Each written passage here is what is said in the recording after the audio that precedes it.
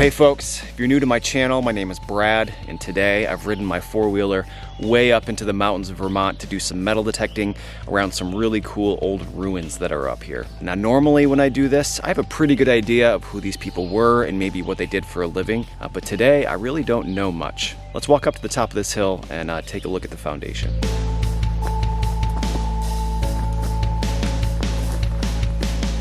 So as we can see, it's a squarish hole in the ground with a bunch of stone thrown in the middle that was more than likely the chimney. Now this foundation doesn't show up on any of the old maps that I normally use to do my research, but this logging road over here does have several other foundations from the late 1700s, the early 1800s, so that's when I expect this one to be from too. And this huge piece of property that I have permission to be on today is owned by a logging company, and they've owned it for a long time, and from what I've been told, nobody else has ever done metal detecting here, so pretty optimistic we're gonna find some cool stuff today. Let's get the metal detector out, see what we can find. Well, I've been digging this hole for a while. There was this big flat rock on top. I suspect it was part of the foundation. And it was very deep and hard to get, but we finally got it. And I believe it's a shoe buckle, just a plated, silver plated buckle. And you know, this is what we usually see on shoe buckles. But anyway, it's not a design I've ever seen before. It has this really kind of interesting groove here. And I would have loved to find the whole thing, but this gives us a pretty good idea of what it looked like when it was whole. And it's a good find, nice old find. Late 1700s, early 1800s. I'm gonna check the hole to make sure there's not more in there. I don't think there is, but that's a beauty.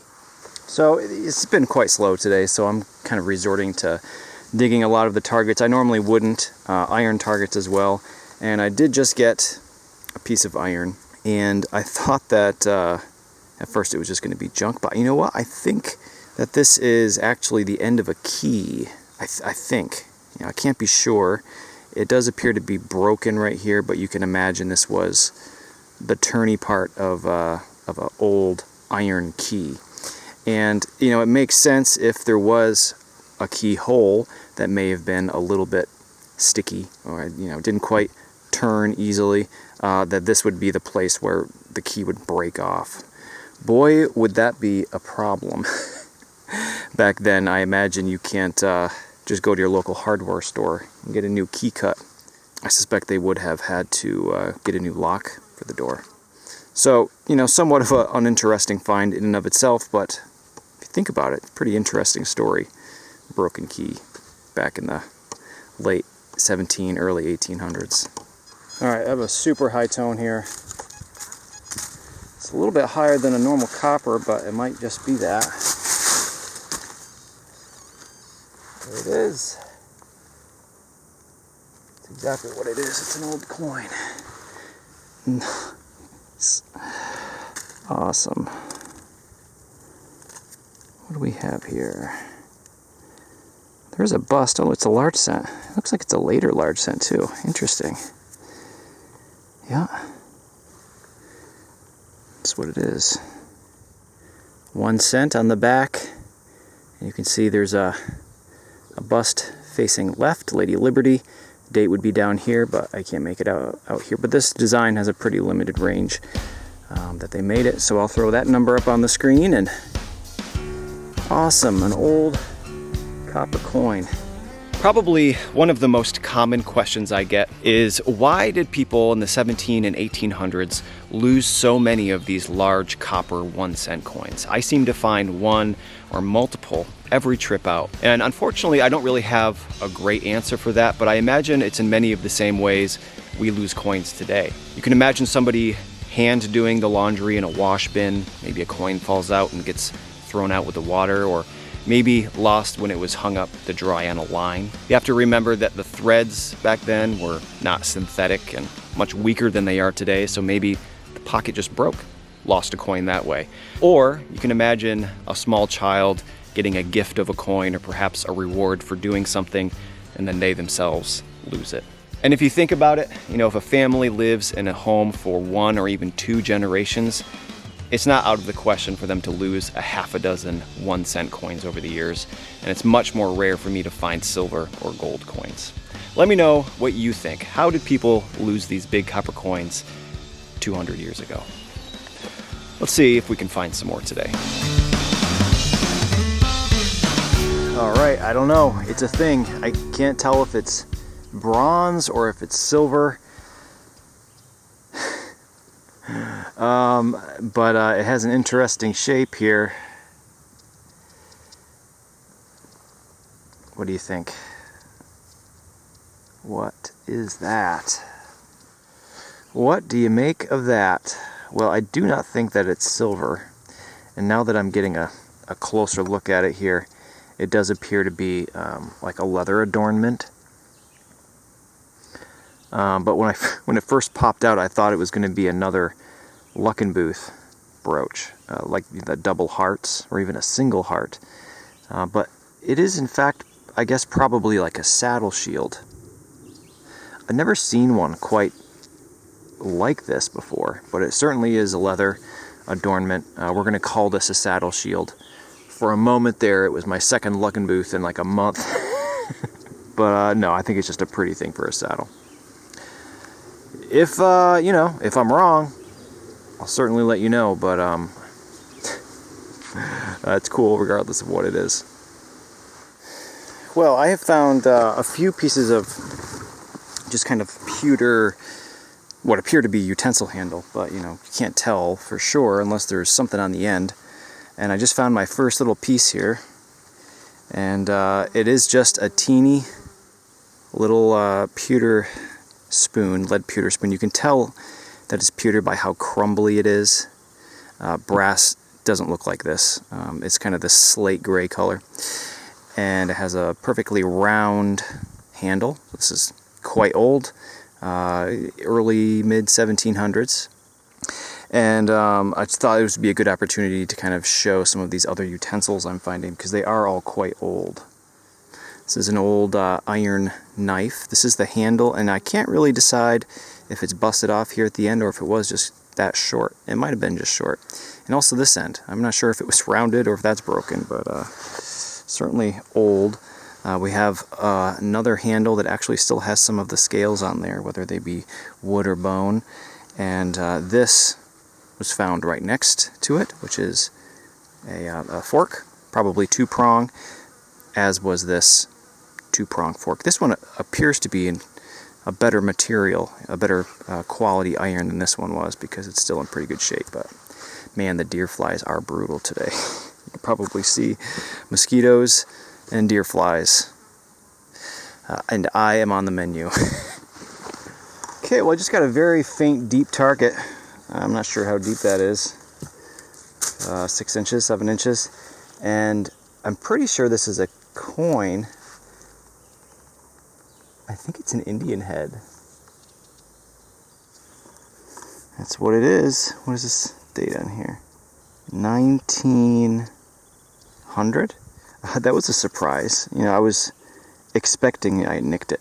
I was expecting to find just coppers today, but this is about, 100 years too new for this place. I suspect, that this was dropped by a hunter or perhaps a logger. All of Vermont was clear-cut several times over the last couple hundred years, so I suspect this was dropped by either a hunter or a logger. That's a pretty cool little surprise. I actually got another target just like this one over there, which is why I didn't film it. I thought it was going to be a bullet or something. I don't know. Maybe it'll be another coin. If it is, I'll see you in a second. Otherwise, I'm going to move on. Awesome. So a few weeks ago, I spent a couple minutes talking about the XP Deus metal detector. I've been using mine for about 1.5 years, and it's my absolute favorite. It's my go-to. And I received about a dozen emails from folks saying, the Deus is just a little bit out of my price range. What is my opinion on the XP ORX model metal detector, which is about $500 cheaper? And since today's video is also sponsored by XP Metal Detectors, I decided to bring an ORX with me. That's what I've been using all day, and I'm just going to spend a minute talking about some of its features, which I think are pretty awesome. Just like the Deus, you may notice that there are no wires on this whatsoever. All three parts communicate completely wirelessly, and that means you can actually take off the remote, put it in your pocket. I like to wear mine on my backpack, and that makes this stem, which already weighs basically nothing, even lighter. You may also notice that it does not use those hard to press push button adjustments which give you maybe 2 or 3 options for length.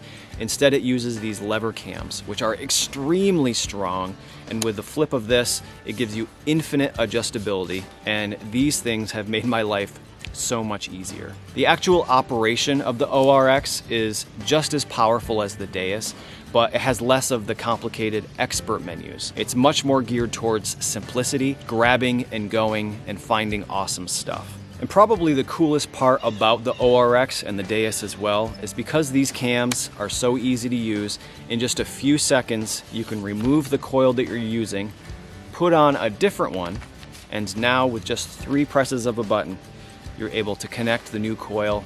And since these coils are so light and packed down small, you can fit 2 or 3 of them in your backpack and be ready for anything. If you're interested in picking up an XP ORX or any of their other equipment, please think about checking out some of the links in the description of this video. Clicking on those help me out and will certainly get you an amazing piece of equipment. All right, I'm gonna finish the day using this 9-inch round coil and see if maybe it can find us a few more things today.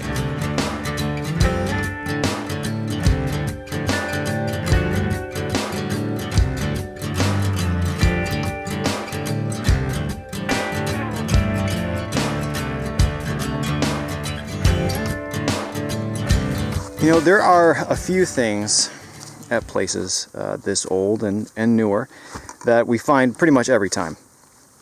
Buttons, buckles, and oftentimes thimbles. I wouldn't say I find a thimble every single time I go metal detecting at a place like this, but they're very, very common. And I've oftentimes found thimbles that are quite small, smaller than would fit on my finger, and you know, it would make sense that children would be helping out, repairing clothes, what have you. But this is by far the smallest thimble I've ever seen in my life. So this, I mean, you can put it next to my pinky finger. I've got a 5-year-old boy, and I don't know if he could put this on his finger. This is absolutely tiny, tiny, and it's made out of a high-quality brass. You can see it's not crumbly at all. I'm going to leave the dirt in so it doesn't get crushed in my bag, but yeah, that is absolutely tiny. Now, was this like a toy? Was this for a doll or something? Or was this for an extremely young child to use to help sew up some clothes? So interesting and so absolutely small. For the sake of not knowing for sure, we're going to call this a child's thimble. So cool.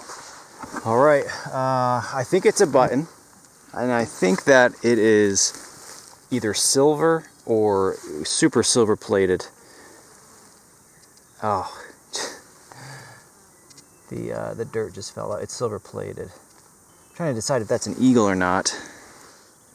Don't know. No, I think it's just there's some excitement there. I thought maybe it was a military button, an old one, but it appears to just be a pretty civilian, silver or gold-plated button. And man, the buttons have been absolutely all over the place today as far as style and age. All right, let me get the other ones that I found today out, and we'll take a look at them real quick. This one that I just found, if I were to date it, I would say probably the mid-1800s, maybe even the end. And I have found a couple of these. Whoa. Sorry, I hadn't cleaned the back of this one off yet. You can see all these circles around the outside. I can see it says treble gilt, which is what they usually say, or double gilt, which is just how much they were gold-plated. But so anyway, this is like end of the 1800s. And then I'm finding also these very old pewter buttons, which are, you know, easily beginning, the middle of the 1700s. So we've got like a pretty big span of habitation here, yet not really finding a whole lot of stuff. Buttons, buckles, and eating utensils. But we're gonna keep going. Well, maybe we'll find some more buttons, or maybe we'll find some more coins, maybe some older coins. We'll see. Well, I'm like in the footprint of the foundation here, and I have a different setting on my metal detector that I made where it just blocks out all the iron, and I'm just listening for every teeny tiny squeak that goes in both directions. I was hoping this was going to be a button, but it appears to be a big old copper coin. I can't believe this. There's a lot of iron nails and stuff in here because it really masked it. Well, I can see that clear as day. This is a beautiful drape bust U.S. large cent.